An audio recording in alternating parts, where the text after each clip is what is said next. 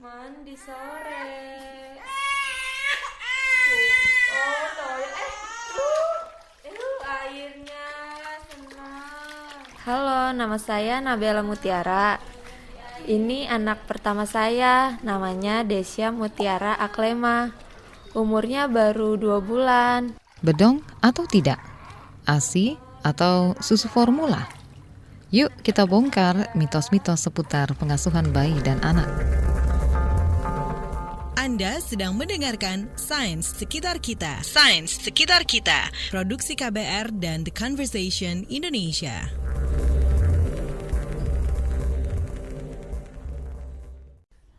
Anak pinter pakai baju dulu ya. Minyak telon sudah, bedak sudah, pakai baju juga sudah. Saatnya Desya pakai bedong. Itu loh, kain yang biasa dipakai untuk membungkus dada sampai kaki bayi.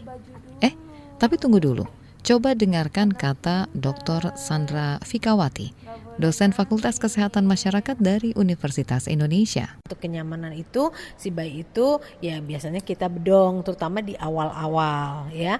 Kalau bayi itu sudah mulai bisa bergerak dan sebagainya, jangan kita bedong lagi karena itu akan membatasi gerakannya dia. Bukankah bedong untuk mencegah kaki bayi berbentuk O atau X? Postur tubuh kaki bayi itu kan biasanya memang melebar. Kalau kita paksa dengan bedong seolah-olah untuk meluruskan, nah itu justru tidak sesuai dengan postur bayi. Dikhawatirkan akan menyebabkan itu terjadi dislokasi dari panggul. Aus ya. Desya beruntung lahir dari ibu yang sadar pentingnya ASI eksklusif.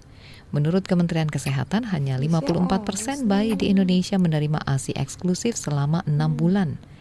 Salah satu sebabnya adalah aturan cuti melahirkan bagi pekerja perempuan yang hanya 3 bulan.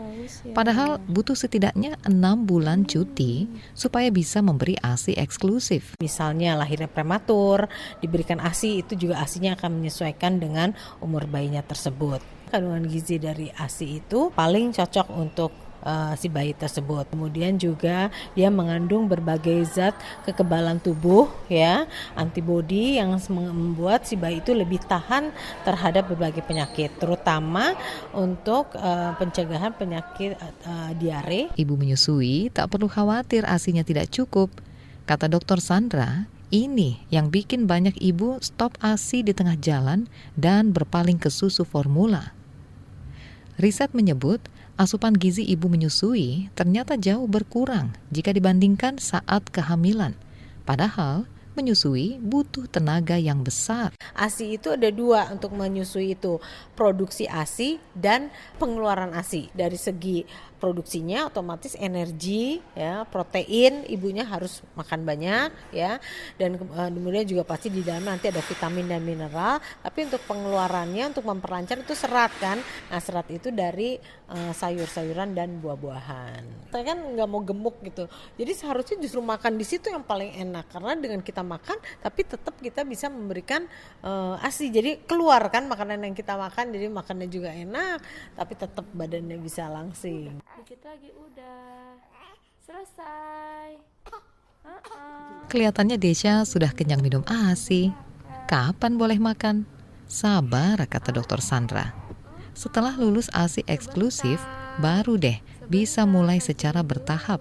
Mulai dengan biskuit bayi, bubur, atau nasi tim. Bayi itu memang pada saat dia setelah berumur 9 bulan, dia harus dikenalkan oleh makanan pendamping ASI. Kenapa? Karena itu akan mempengaruhi nanti preferensi jadi kesukaan bayi terhadap makanan.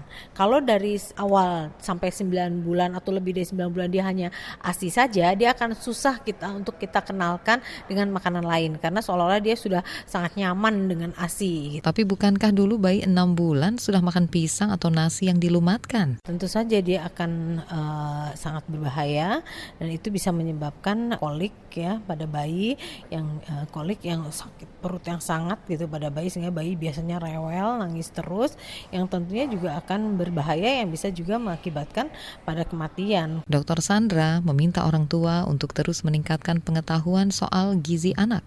Saat ini, ia dan peneliti lain dari Universitas Indonesia sedang menyusun panduan untuk mengukur tingkat literasi gizi. Anak yang kurang gizi itu akan tumbuh menjadi remaja yang kurang gizi juga, yang kemudian nanti pada saat dia hamil, dia menjadi ibu ibu hamil yang kurang gizi. Biasanya misalnya dia mengalami anemia dan sebagainya. Ibu yang kurang gizi itu biasanya juga akan melahirkan lagi bayi yang BBLR lagi, yang berat, bayi lahir rendah, yang nanti siklusnya terus menerus seperti itu. Itu biasanya kita disebut dengan lingkaran setan dari siklus daur kehidupan. Nina bobo.